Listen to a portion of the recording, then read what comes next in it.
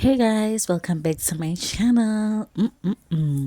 Could this be Mphumelelo Mseleku's new girlfriend? We don't know. But if she comes up tonight, I will definitely post about it right after the episode ends, right? Her name is Amahle and they just introduced her just now. Like I'm editing it. I saw it, edited it and posted it just now. She says that her name is Amahle and we should catch her on Isingane's Tembu. No wonder why in one of those videos Tirolo was so mad because Lomtanalo is so beautiful.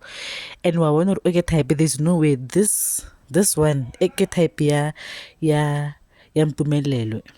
She definitely from top, yo, she's so beautiful. Her eyes, thick girls and Mphumelelo. Hey, I think girls will be the end of Lomfana Loy. Alright, guys. Anyway, guys, hope you guys don't forget to like, comment, subscribe, and I will see you in my next video. And what do you guys think? Is she cutesy or what? But she looks really beautiful. If she is the new wife or girlfriend, Utrolo has herself competition. Like literally.